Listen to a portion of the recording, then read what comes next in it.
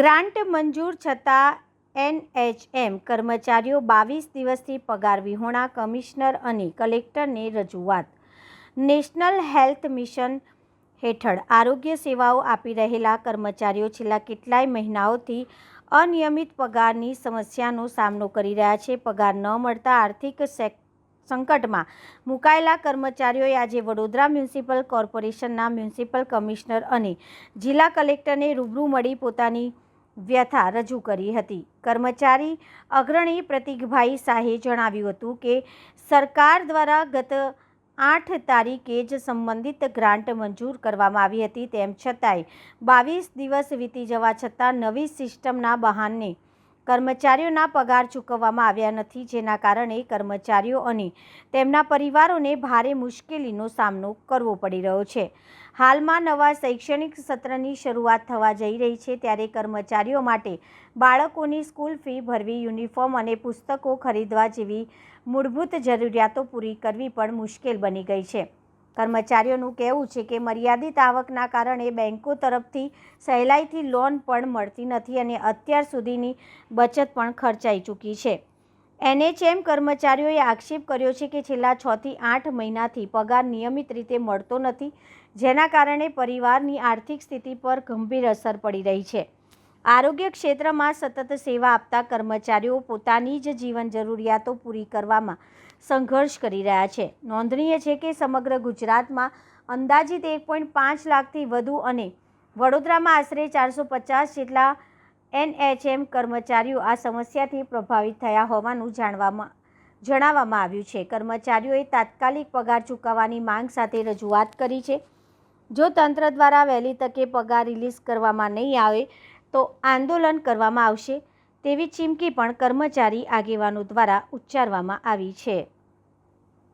અમે લોકો NHMના કર્મચારી છે. ઓલ ઓવર ગુજરાતમાં NHM છે, ઓલ ઓવર ઇન્ડિયામાં પણ NHM પ્રોગ્રામ ચાલે છે નેશનલ રૂરલ હેલ્થ મિશન દ્વારા. બરાબર, આ સેન્ટ્રલ ગવર્મેન્ટ પ્રોજેક્ટ ચલાવી રહી હતી. હવે ગ્રાન્ટના કંઈક ઇસ્યુ છે એટલે 6 થી 8 મહિનાથી અમને લોકોને સેલેરીમાં લેટ થઈ રહ્યું છે, પણ હવે તો ઓવર થઈ ગયું.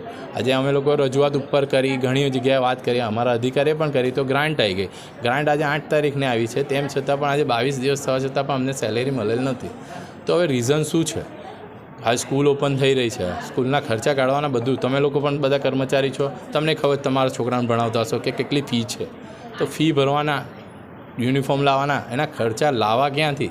કારણ કે અમારે 6 મહિનાથી પ્રોબ્લેમ થઈ રહ્યો છે. તો આ સેવિંગ હવે યુઝ થઈ ચૂક્યું છે કે હવે અમારી પાસે કોઈ એક્સ્ટ્રા મની નથી કે અમે લોકો એવા નોર્મલ પગારવાળા છીએ કર્મચારી કે અમે કોઈ લોન પણ લેવા પાત્ર થઈ શકતા નથી. 25,000, 30,000, 12,000, 18,000 એવા અલગ અલગ ક્રેડર વાઇઝ પગાર છે. તો હવે તમે લોકો વિચારો કે હવે આટલામાં અમને કોણ લોન આપશે? કેટલા કર્મચારી છે? ઓલ ઓવર ગુજરાત 1.5 લાખથી ઉપર છે અને અહીંયા VMCમાં 450ની આસપાસ. કેટલું તકલીફ પડી રહી છે આ વસ્તુમાં? હવે સાહેબ તમને શું કહેવાનું, કેટલી તકલીફ પડી રહી? તમે પણ ઘર ચલાવો છો, તમને પણ ખબર હશે કે કેવી રીતના ઘર ચાલે છે. ટાઈમ પર પૈસા ના આવે તો કેટલો પ્રોબ્લેમ થાય. સાહેબે શું એટલે તમે? હવે અમે આપીએ છીએ સાહેબને રજૂઆત. હવે અમને તમે રિલીવ કરો તો અમે ત્યાં જઈએ. એ સપોર્ટ કરે છે. એમને પણ ગઈકાલે પણ 7 વાગ્યા લગીને બેઠા હતા, એમને પણ ઇન્ક્વાયરી કરી, પણ સિસ્ટમ નવી તો શું છે કંઈક તો જાણવું પડશે ને.